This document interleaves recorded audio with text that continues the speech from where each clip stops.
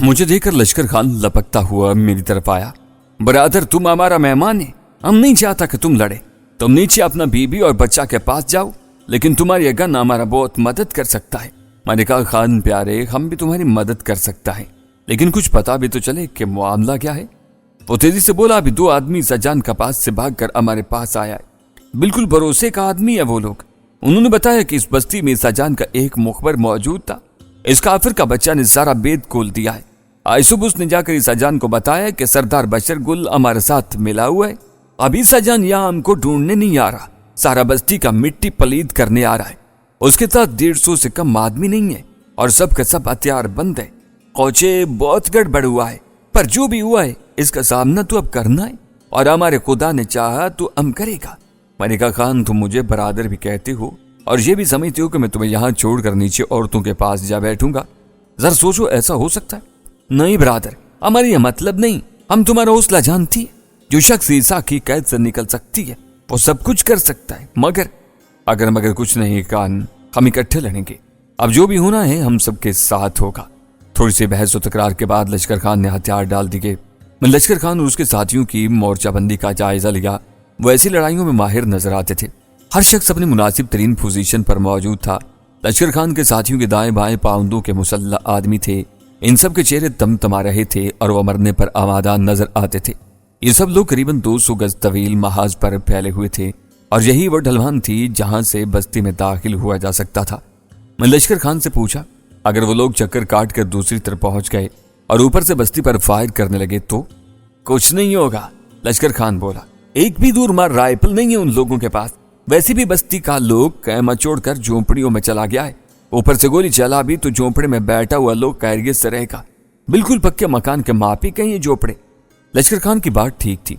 झोंपड़ों की दीवारों को सुर्ख मिट्टी का लेप कर दिया गया था। छतों पर भी मिट्टी की मोटी तह मौजूद थी। ऐसे में इन पर फायरिंग के असर अंदाज होने का इम्कान कम ही था। लश्कर खान के मशवरे से मैं भी एक सफ में शामिल हो गया। एक पत्थर की ओट में आसन जमाकर मैंने सब मशीन गन को पोजीशन में किया और आने वाले लम्हों का इंतजार करने लगा। लम्हे जो सनसनीखेज थे, जो मेहरबान हो सकते थे और नामेहरबान भी, धमाका खेज भी और पुरसकून भी, अच्छे भी और बुरे भी। करीबन 10 मिनट बाद मैंने पहली मर्तबा हमला आवरों के घोड़ों की टापें सुनी और फिर करीबन 15 मिनट बाद बस्ती के नवाह में पहली गोली चली। एक पुरजोश तजर्बा था, लेकिन इसके साथ साथ एक तरह की फिक्रमंदी भी दिलो दिमाग को घेरने लगी। अगर ईसा और शंकर वगैरह इस लड़ाई में कामयाब होते तो बस्ती और बस्ती के मकीनों पर कयामत गुजरना थी। और बस्ती के मकीनों में इस वक्त नज्जो, नबीला, नामालूम बच्चा और मैं भी शामिल था। इसके अलावा छापामार पार्टी के महबूस साथियों की कैद या रिहाई का दारोमदार भी इस लड़ाई के नतीजे पर था। एक तरह से ये लड़ाई अब मेरी जाती लड़ाई भी थी। ईसा और शंकर ने बस्ती को 3 तरफ से घेर लिया था। सुबह 9 बजे के करीब पहुंचे थे। दोपहर 12 तक वक्फे से कई बार गोलियां चली, तहम कोई शख्स हलाक या शदीद जख्मी नहीं हुआ। दोपहर तक हमला आवर इस नतीजे पर पहुंच गए कि वो सिर्फ शुमाली रुख से ही बस्ती में दाखिल हो सकते हैं और यही वो सिम्मत है जहां इन्हें शदीद मुजाहमत का सामना करना पड़ेगा। इन्होंने अपनी सारी तवज्जो उसी सिम्मत पर मरकूज कर दी। निस्बतन ऊंची जगहों पर पोजीशनें संभाल ली। जहां पत्थरों की कुदरती आड़ मौजूद नहीं थी, वहां आड़ का इंतजाम कर लिया गया। इस मकसद के लिए दरख्तों के तने और पत्थर वगैरह इस्तेमाल किए गए। इसी दौरान ईसा के साथियों ने एक अहम पेशरफ्त भी कर डाली। वो बड़ी होशियारी से इस चश्मे पर काबज हो गए जिससे बस्ती को पानी फराम होता था। जैसा कि बाद में मालूम हुआ, ईसा जान वगैरह को चश्मे की तरफ मुतवज्जा करने वाला वही मुखबर था जो इससे पहले अपने सरदार बशरगुल को इस मामले में मुलव्विस कर चुका था। वो जानता था कि बस्ती की सारी आबादी इस चश्मे से पानी हासिल करती है और अगर इन्हें पानी से महरूम कर दिया जाए तो सख्त मुश्किल में पड़ जाएंगे। इसके मशवरे पर शंकर ने 15-20 अफराद के साथ मिलकर तेजी से कार्रवाई की और 2 अफराद को कत्ल करके चश्मे पर कब्जा कर लिया। बस्ती का मुहासरा हुए 4 रोज गुजर चुके थे। वक्फे से गोलियां भी चल रही थीं। तीसरे रोज रात के वक्त ईसा जान के कुछ जोशीले साथियों ने अचानक हल्ला बोलकर बस्ती में घुसने की कोशिश की। लश्कर खान और उसके साथी गाफिल नहीं थे। इन्होंने फिलफौर जवाबी कार्रवाई की। इस झड़प में मैंने भी अपना किरदार अदा किया। इस लड़ाई में लश्कर खान का एक साथी शदीद जख्मी हुआ और थोड़ी देर में चल बसा। हमलावरों का नुकसान 4 गुना था। इनके 4 आदमी हलाक हुए और चारों की लाशें हमारी पोजीशनों से 10-15 गज के फासले पर पड़ी रह गई। कोई भी इन लाशों को उठाने का रिस्क नहीं ले रहा था। आखिर बस्ती के आवारा कुत्ते इन पर मुंह मारने लगे। تاہم اگلی شب عیسیٰ جان کے آدمی لاشیں اٹھا کر لے گئے۔ موسم ٹھنڈا تھا، شروع میں تو پانی کی وجہ سے دقت محسوس نہیں ہوئی، لیکن پھر احساس ہونے لگا کہ روزمرہ کے معمولات جاری رکھنے کے لیے پانی کتنا ضروری ہے۔ پوری بستی میں اب ایک قطرہ پانی بھی نہیں تھا۔ نہائے اور کپڑے دھوئے بغیر تو مہینوں گزارا ہو سکتا ہے، لیکن روٹی بھی تو پانی ہی سے پکتی ہے اور ہنڈیا بھی پانی کے بغیر چولہے نہیں چڑھتی۔ سردیوں میں ایک دو روز تو پیاس برداشت کی جا سکتی ہے، لیکن اس کے بعد نہیں۔ صورتحال روز بروز مخدوش ہو رہی تھی۔ یہ امید رکھنا ابس تھا کہ ہم عملہ آوروں کو مار بھگائیں گے۔ ہاں، یہ توقع رکھی جا سکتی تھی کہ وہ اکتا کر خود ہی محاصرہ اٹھا لیں، تاہم ایسے آثار دکھائی نہیں دے رہے تھے۔ اندازہ ہوتا تھا کہ ان لوگوں کے پاس ایمونیشن کی مقدار تسلی بخش ہے اور بوقت ضرورت انہیں مزید کمک بھی مل سکتی ہے۔ وہ ہمیں اشتعال دلا کر بار بار فائرنگ کراتے تھے، جیسے اسی کوشش میں ہوں کہ ہمارا اسٹاک ختم کیا جائے۔ 5ویں روز صورتحال مزید سنگین ہو گئی۔ معلوم ہوا کہ باگڑکھیل کے لوگ بھی اس محاصرے میں عیسیٰ جان کے ساتھ شریک ہو چکے ہیں۔ جیسا کہ میں بتا چکا ہوں، پاؤندوں اور باگڑکھیل والوں میں پہلے سے چپکلش چلی آ رہی تھی۔ یہ کسی چراغاں پر قبضہ جمانے کا معاملہ تھا۔ اس چپکلش کی سنگین نوعیت کا احساس مجھے اس وقت ہوا جب معمولی سی بات پر مرحوم غلام خان اور سردار بشر گل کا بھائی رستم بھڑک اٹھے تھے اور کلہاڑی سونت کر ایک دوسرے کے مقابل آ گئے تھے۔ میں نے ان دونوں کو بمشکل ایک دوسرے سے علیحدہ کیا تھا۔ اب یہی چپکلش ایک نئے رنگ میں سامنے آ رہی تھی۔ عیسیٰ جان اور اس کے ساتھیوں کا حصار پہلے ہی بہت مضبوط تھا، اب باگڑ کھیل والوں کے شامل ہونے سے اس میں اور مضبوطی آ گئی تھی۔ دوسری طرف پانی نہ ملنے سے بستی کے حالات ابتر ہونے لگے تھے۔ پانی کے علاوہ ایک مسئلہ ایندھن کا بھی تھا۔ خشک ایندھن بالکل ختم ہو چکا تھا۔ 2 روز تک لوگوں نے لکڑی کی ناکارہ اور نیم کار آمد اشیاء توڑ کر آگ جلائی، پھر کارآمد اشیاء آگ میں جھونکی جانے لگی۔ اب ایندھن قریباً ناپید تھا۔ اگر چشمے سے عیسیٰ جان کے آدمیوں کا قبضہ ختم کیا جا سکتا تو پانی کے علاوہ ایندھن کا مسئلہ بھی حل ہو جاتا۔ چشمے کے ارد گرد کافی تعداد میں خشک درخت موجود تھے اور ان میں سے کچھ کٹے ہوئے بھی تھے۔ لمحہ بلمحہ بگڑتی ہوئی صورتحال سب کے لیے پریشان کن تھی۔ شام کو سردار بشر گل کے وسیع عریض جھونپڑے میں دیر تک صلاح مشورے ہوئے۔ موضوع بحث یہی تھا کہ چشمے کا کنٹرول دوبارہ کیسے حاصل کیا جائے۔ اس کے علاوہ باگڑ کھیل والوں کا میدان میں اتر آنا بھی ہر ایک کے باعث سے تشویش تھا۔ سردار بشر گل نے کہا کہ اگر کل تک بہتری کی کوئی صورت نہ نکلی تو چشمے پر حل نہ بھولنا ہوگا۔ اس نے بتایا کہ پانی اور ایندھن کے نہ ملنے کی وجہ سے لوگ کچا گوشت کھانے پر مجبور ہو رہے ہیں۔ واپس اپنے مورچے میں جانے سے پہلے میں نجو اور نبیلہ کو دیکھنے گیا۔ بستی کے عام مکینوں کی طرح ان کے چہرے بھی اترے ہوئے تھے۔ موت کا خوف تو محاصرے کے پہلے روز ہی سے ہر ایک کو دامن گیر تھا، اب اس خوف میں سردی اور بھوک کا خوف بھی شامل ہو گیا۔ نجو نے بتایا کہ وہ پچھلے 3 دن سے کچا گوشت کھا رہے ہیں۔ جھونپڑے ساری رات برفاب بنے رہتے ہیں۔ نبیلہ کے ساتھ آنے والے بچے کو کل سے شدید بخار تھا۔ اس کی طبیعت پہلے بھی خراب تھی، اب ناقص غذا کے سبب وہ زیادہ بیمار پڑ گیا تھا۔ اس شب مورچے میں بیٹھے بیٹھے مجھے اونگ کا آنے لگی تو خود کو چوکس رکھنے کے لیے میں نے قریب بیٹھے کوستانی سے گپ شپ شروع کر دی۔ اس کا نام گل شیر تھا۔ معلوم نہیں گل کے ساتھ شیر کیوں لگایا گیا تھا۔ گل کے ساتھ تو ہمیشہ بلبل کا تذکرہ ہوتا ہے۔ یہ بھی ممکن تھا کہ گل کے ساتھ شیر نہ لگایا گیا ہو بلکہ شیر کے ساتھ گل لگایا گیا ہو۔ اگر ایسی بات تھی تو پھر اعتراض کی گنجائش نہیں نکلتی تھی۔ شیر آخر شیر ہوتا ہے تو اپنے نام کے ساتھ کچھ بھی لگا سکتا ہے، بلکہ کچھ لوگ تو یہ بھی کہتے ہیں تو اپنی پسند کے مطابق بچہ، انڈا یا دونوں چیزیں ایک ساتھ دے سکتا ہے۔ گلشیر کو میرے ساتھ اس یخبستہ مورچے میں بیٹھے آج چوتھی شب تھی۔ ان 4 راتوں میں نے ڈٹ کر نیند پوری کی تھی، بلکہ اکثر دن کے وقت بھی جھپکی شپکی لے لی تھی۔ وجہ گل شیر ہی تھا۔ معلوم نہیں کس مٹی کا بنا ہوا تھا۔ وہ اپنے حصے کی ڈیوٹی میں تو جاگتا ہی تھا، میرے حصے کی ڈیوٹی میں بھی آنکھ نہیں جھپکتا تھا۔ آخر سے مسلسل جاگتے دیکھ کر میں نے مسلسل سونا شروع کر دیا تھا۔ خطرات تو ہم جیسوں کو ویسے بھی لوری دیا کرتے ہیں، اور جب سونے میں کوئی اندیشہ بھی نہ ہو تو لوری کا بھرم رکھنے میں کیا حرج رہ جاتا ہے۔ میں نے جب بھی کہا بھائی گلشیر تھوڑی سی نیند لے لو تو اس نے لال لال آنکھوں سے مجھے دیکھا، نسوار کی ڈبیا سے ایک بڑا سا چٹکا لے کر نچلے ہونٹ میں رکھا اور مسکرا کر انکار میں سر ہلا دیا۔ اس نے بتایا تھا کہ ایسی بہت سی قبائلی لڑائیوں میں وہ حصہ لے چکا ہے۔ کئی مرتبہ اسے پورا ہفتہ کچھ کھائے پیے بغیر مورچے میں چکست رہنا پڑا ہے۔ اب ایسی عادت بن چکی ہے کہ رائفل ہاتھ میں تھامتے ہی اس کی نیند اڑن چھو ہو جاتی ہے۔ گلشیر کا تعلق لشکر خان والے جتھے سے تھا، تاہم وہ پاؤندہ بستی اور اس کے گرد و نواح کے بارے میں اچھی طرح جانتا تھا۔ میں نے اسے پوچھا گلشیر تمہارے خیال میں چشمہ کتنے فاصلے پر ہے یہاں سے؟ وہ اپنے مخصوص انداز میں بولا خوشا اتنی دور نہیں ہے، بالکل پاس ہے۔ یہ سامنے کا ٹیلا ہے نا، اس کی دوسری طرف ہے، بہت ہوا تو 200-300 قدم کا فاصلہ ہوگا۔ وہ بعض حضرات کی طرف کو بڑی باقاعدگی سے پے میں بدل دیتا تھا۔ शहादत की उंगली से अपनी दाईं जानिब इशारा करते हुए बोला, वो ऊंचा पेड़ देख रहा है ना तुम, इस पर चढ़ेगा तो दूसरी तरफ चश्मा साफ साफ नजर आएगा। सिंबल का यह दरख्त काफी ऊंचा था, 40-50 फुट से कम बुलंदी क्या रही होगी उसकी। चांद तारों की मध्यम रोशनी में वो साकित खड़ा देवहैकल मखलूक नजर आ रहा था। ऐसा नहीं था कि इस मखलूक को मैंने पहली बार देखा था। पिछले 5 रोज से मैं यहाँ मौजूद था और कई बार इस दरख्त पर निगाह पड़ चुकी थी, लेकिन निगाह डालने और देखने में बहुत फर्क होता है। बाकी बहुत बड़ा दरख्त था ये और बहुत शानदार भी। न जाने क्यों दिल चाहा कि रात की तारीकी से फायदा उठाकर खामोशी से इस दरख्त पर चढ़ा जाए और जरा इर्द गिर्द का जायजा लिया जाए।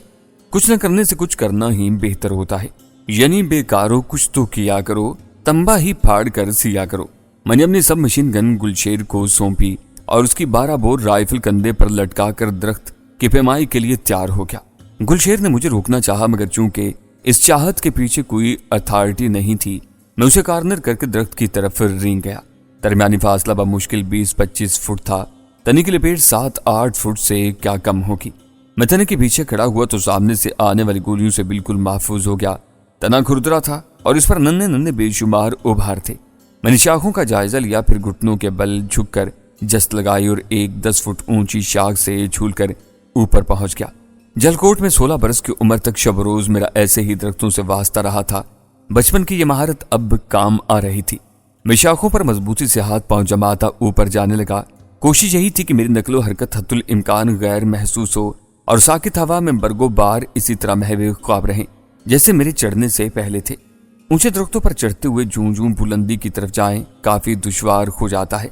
नाजुक शाखों पर हाथ पांव का वजन बड़ी महारत से तकसीम करना पड़ता है और यह देखना होता है कि कौन सी शाख वजन सहारेगी और कौन सी नाजुक अंदाम उई अल्लाह कहकर पांव के नीचे से निकल जाएगी। खासी बुलंदी पर पहुंचकर मैंने इतराफ में निगाह दौड़ाई। टीले की दूसरी जानिब चश्मे के खलखाल साफ नजर आने लगे। यकीनन वहां पानी जखीरा करने का इंतजाम भी था। मुझे ये जानकर खुशगवार हैरत हुई कि चश्मा टीले के बिल्कुल साथ ही वाक़ है। गुलशेर ने ठीक ही कहा था। यह फासला 250-300 कदम से ज्यादा का नहीं था। यकीनन चश्मे के इर्द गिर्द इस अजान के मुसल्ला कारिंदे भी होंगे, मगर तारीकी में इनकी पोजीशनें नजर नहीं आ रही थी। ये सोचकर मेरा दिल धड़क उठा के सब मशीन गन के जरिए इन पोजीशनों को बआसानी निशाना बनाया जा सकता है। कुछ देर गिरदो नवा का जायजा लेने के बाद मैं जिस खामोशी से दरख्त पर चढ़ा था उसी खामोशी से नीचे उतर आया। थोड़ी देर बाद वहीं एक पत्थर की ओट में मेरे और लश्कर खान के दरमियान इस बारे में गुफ्तगू हो रही थी। नहीं बरादर, ये बहुत खतरनाक काम है, लश्कर खान ने कहा। जब तक उजाला ना हो जाए तुम ऊपर से सरदार ईसा के किसी लश्करी को निशाना नहीं बना सकता, और जैसे ही उजाला होगा तुम ऊपर दरख्त पर बिल्कुल साफ नजर आ जाएगा। ईसा का हरामी बंदूकची तुमको फौरन से पहले मार गिराएगा। एक तरीका हो सकता है बरादर, मैंने इस मामले में दिलचस्पी लेते हुए कहा। दरख्त काफी घना है, मुझे यकीन है जब तक मैं गोली ना चलाऊं मेरी पोजीशन का पता नहीं चलेगा। क्यों ना मैं 3-4 ब्रस्ट मारूं और नीचे छलांग लगा दूं और तुम्हारा अड्डी पसली एक हो जाए। लश्कर खान ने मेरा फिक्रा मुकम्मल किया। खान, इसका भी हल सोचा जा सकता है। छलांग लगाने के लिए जाल या कोई और चीज नीचे रखी जा सकती है। तुम्हारा बात हमारी समझ में नहीं आता बरादर, यह बड़ा खतरनाक काम है। तुम क्यों अपना जान अजाब में डालती है?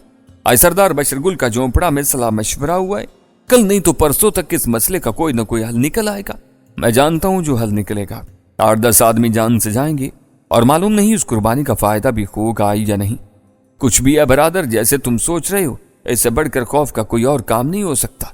तुम इस दरख्त पर चढ़ने का बात करता है, हम कहते हैं तुम मुसाफने वाले पत्थर पर खड़ा होकर देख लो, एकदम गोली ना आ जाए ना तो लश्कर खान नाम नहीं हमारा। नशीब में बैठे हुए लश्कर खान ने 1 किलो भर का पत्थर उठाया और बाउलिंग करने वाले अंदाज में जोर से घुमाकर उस चट्टान पर फेंका जो दरख्त के करीब ही वाक़ थी और करीबन 15 फुट की बुलंदी तक चली गई थी। पहला पत्थर तो बेनतीजा रहा, लेकिन यूं ही दूसरा पत्थर चट्टान से टकरा कर लुढ़का। तर गोलियां चलने लगी। हमने अपनी जगह बैठे बैठे सर नीचे झुका लिए। सरदार बशरगुल हमारे दाएं जानिब करीबन 10 फुट के फासले पर मौजूद था। वो जोर से पुकारा। गालिबन लश्कर खान से पूछ रहा था कि ये क्या कर रहे हो तुम लोग। लश्कर खान ने जवाब में उसे सूरत हाल से आगाह कर दिया। बशरगुल अपनी जगह से उठा और झुककर चलता हुआ हमारी पोजीशन पर आ गया। लश्कर खान उससे बातें करने लगा। जाहिर है मौजूद गुफ्तगू वही तजवीज़ थी जो अभी मैंने लश्कर खान को पेश की थी।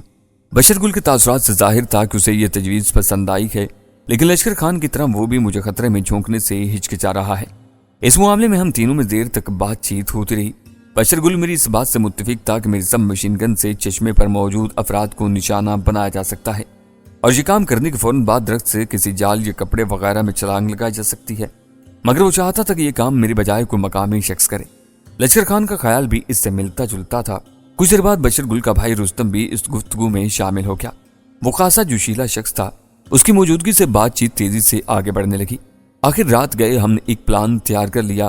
اس پلان کے مطابق کل رات آخری پہر مجھے خاموشی سے سمبل پر چڑھنا تھا اور سب مشین گن کے ساتھ پوزیشن سنبھال کر بیٹھ جانا تھا۔ اس کارروائی کو آپ چشمے پر فضائی حملہ کہہ سکتے ہیں۔ زمینی حملے کی قیادت رستم نے کرنا تھی۔ اس کا کام یہ تھا کہ وہ 10-15 افراد کے ساتھ بالکل چوکس حالت میں رہے۔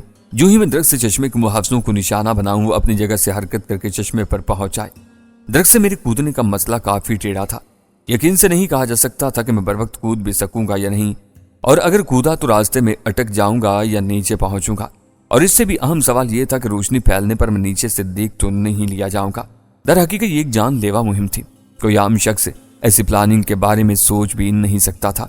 اگر میں ایسا سوچ رہا تھا تو اس کی وجہ یہ تھی کہ میں ایک عام شخص نہیں تھا۔ 7 برس بیشتر مجھ پر ٹوٹنے والے مصائب کے پہاڑوں نے مجھے عام شخص رہنے ہی نہیں دیا تھا۔ میں دنیا کو دھوکہ دیتا تھا، چہرے پر مسکراہٹ سجا کر اور لہجے میں منافقت سمیٹ کر خود کو ایک عام شخص ظاہر کرتا تھا، لیکن میں نہیں تھا ایک عام شخص۔ میرے اندر ایک صفاق درندہ چھپا ہوا تھا۔ وہ بھی میرے ساتھ جیل سے رہا ہو گیا تھا، اور اب آزادی کی ہوا اس کی بے خوفی اور درندگی کو جوبند پر لا رہی تھی۔ رات تاریک اور سرد تھی۔ درمیانی راتوں کا چاند مغربی افق پر موجود تھا، لیکن دکھائی نہیں دے رہا تھا۔ رات آخری پہر مطلع ابر آلود ہونا شروع ہوا تھا، اور اب آسمان کا بیشتر حصہ بادلوں سے ڈھک چکا تھا۔ یوں ہی میری کلائی کی گھڑی نے 4 بجائے، میں نے اپنے قریب بیٹھے گلشیر کا کندھا تھپتھپایا اور مدھم آواز میں کہا، اچھا میں اب چلتا ہوں۔ گلشیر میں منایا، اپنا خیال رکھنا بھائی، گولی چلا کر پورا چھلانگ مارنا، فضول میں 1 منٹ بھی ضائع مت کرنا۔ میں نے اس بات میں سر ہلا دیا۔ میری دائیں جانب قریب 20 فٹ آگے کی طرف رستم اپنے دستے کے ساتھ بالکل تیار حالت میں موجود تھا۔ وہ کل 20 افراد تھے، ان میں مقامی صرف رستم ہی تھا، باقی سب لشکر خان کے آدمی تھے۔ وہ خودکار رائفل اور شارٹ گنوں سے مسلح تھے۔ اس کے علاوہ ان کے پاس 2 عدد دستی بم بھی تھے۔ میں نے رستم کی طرف دیکھ کر ہاتھ لہرایا، اس نے بھی ہاتھ لہرا کر جواب دیا۔ میں اوندا لیٹ کے اور حسب سابق رینگ کر چلتا ہوا سمبل تک پہنچ گیا۔ تنی کی آڑ میں کھڑے ہو کر میں نے اطراف کا جائزہ لیا اور پھر 1-2 شاخے سے جھول کر درخت پر آ گیا۔ سب مشین گن بھی ساتھ تھی، لہٰذا اس دفعہ درخت پر چڑھنا نسبتاً دشوار ثابت ہوا۔ مورچہ جمانے کے لیے ایک مضبوط 2 شاخہ میں کل دن کے وقت ہی منتخب کر چکا تھا۔ سب مشین گن کو مناسب جگہ جمانے کے بعد میں نے چند بالائی شاخوں کو نیچے جھکا کر زیریں شاخوں میں پھنسا دیا، اور اس طرح میرا بایاں پہلو زیادہ محفوظ ہو گیا۔ کالی جیکٹ میں نیچے ہی اتار آیا تھا، اور میرے جسم پر ایک خاکستری قمیض تھی اور شلوار بھی کچھ ایسے شوخ رنگ کی نہیں تھی۔ اگر میں اسی طرح بے حس و حرکت بیٹھا رہتا تو اندھیرا چٹنے پر بھی نیچے سے دکھائی نہیں دے سکتا تھا۔ وقت کی رفتار کبھی نہیں بدلتی، لیکن موقع محل کے لحاظ سے وقت گزرنے کا احساس بدلتا رہتا ہے۔ اس بلند و بالا درخت پر ٹنگ کر اجالے کا انتظار کرنا بہت کٹھن تھا، لیکن کرنا تھا۔ میں بیٹھا رہا اور وقت رینگتا رہا۔ آخر مشرق سے سفیدہ زہر نمودار ہونے لگا، سیاہی میں سفیدی کی آمیزش ہونے لگی۔ شاخوں پر پرندے چہچائے اور میری نگاہوں کے سامنے نشو و فراز نمایاں ہوتے چلے گئے۔ میں بالکل بے حس و حرکت ہو گیا۔ ایک معمولی سی جنبش، ایک ذرا سی حرکت موت کا پیغام بن سکتی تھی۔ موت جو پگھلا ہوا سیسا تھی اور جو مجھے ہر طرف سے نشانہ بنا سکتی تھی۔ ملگجے اجالے میں نے چشمے کا منظر دیکھا۔ پتھروں سے پھوٹتا ہوا پانی ایک شفاف تالاب میں جمع ہو رہا تھا۔ تالاب کے کنارے چند برہنہ چٹانیں زمین میں پوست تھیں۔ ان چٹانوں کے عقب میں اس اجان کے آدمیوں کی پوزیشنیں صاف دکھائی دے رہی تھیں۔ وہ کل 4 آدمی تھے۔ ان کے کندھوں پر بھاری کمبل تھے، رائفلیں گود میں رکھے وہ پتھروں سے ٹیک لگائے بیٹھے تھے۔ ان میں سے ایک اونگ رہا تھا جبکہ باقی باتوں میں مصروف تھے۔ یہ تعداد میری توقع سے بہت کم تھی۔ میں نے دیگر محافظوں کی تلاش میں ارد گرد نگاہیں دوڑائیں۔ چشمے کی دوسری جانب ایک جگہ راکھ اور کوئلوں کا ڈھیر نظر آ رہا تھا۔ صاف پتہ چلتا تھا کہ یہاں رات کو آگ جلائی گئی ہے۔ ارد گرد کی زمین سیاہی مائل ہو رہی تھی۔ اس سیاہی مائل زمین کے ساتھ ایک چھوٹی سی کھو یا دراڑ کا دھانا نظر آتا تھا۔ میرے دیکھتے ہی دیکھتے اس دھانے میں نقل و حرکت کے آثار نظر آنے لگے۔ ایک شخص ہاتھ میں بڑی سی سیاہ رنگ کی کیتلی لیے برآمد ہوا، رائفل اس کے کندھے سے بھی جھول رہی تھی۔ اس نے باہر نکل کر اطراف کا جائزہ لیا۔ ایک ساتھ کے لیے مجھے محسوس ہوا کہ وہ درخت کی طرف دیکھ رہا ہے۔ خون رگوں میں سنسنا اٹھا۔ سب مشین گن کی لبلبی پر میری انگلی اور تن گئی۔ اطراف کا جائزہ لے کر کیتلی والے نے اپنے سر پر ٹوپی درست کی اور کھو کی طرف رخ پھیر کر کسی سے باتیں کرنے لگا۔ اس کی گفتگو کا نتیجہ فوراً نکلا۔ کھو کے دانے سے 2 آدمی کہکے لگاتے ہوئے برآمد ہوئے اور چشمے پر جا کر منہ ہاتھ دھونے میں مصروف ہو گئے۔ ان کے منہ ہاتھ دھونے کے دوران 4 افراد مزید کھو سے نکل آئے اور چند قدم چل کر چشمے کی طرف آ گئے۔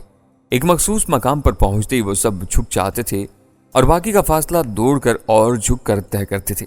یقیناً اس مقام سے گزرتے ہوئے لشکر خان اور اس کے ساتھیوں کے نشانے پر ہوتے تھے۔ میں نے تقریباً 5 منٹ ان کے مصروفیات کا جائزہ لیا۔ اب صورتحال مجھ پر واضح ہو چکی تھی۔ چشمے پر محافظوں کی کل تعداد 11 تھی۔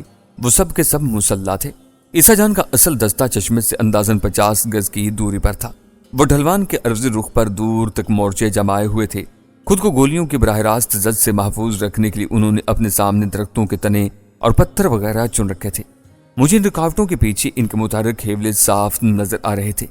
کبھی کبھی ہوا کے دوش پر تیرتی ہوئی کوئی آواز بھی کانوں تک پہنچ جاتی تھی۔ یہ سب لوگ گھوڑوں پر یہاں پہنچے تھے۔ سارے گھوڑے تو دکھائی نہیں دے رہے تھے، لیکن ان میں سے کچھ مہمانی کے ایک جھنڈ میں گھومتے پھرتے نظر آئے تھے۔ باگڑ کھیل والوں کے آثار کہیں دکھائی نہیں دیے۔ میرے خیال کے مطابق وہ اس میدان جنگ کے عقب میں تھے اور ان کی حیثیت ریزرو فوج کی سی تھی۔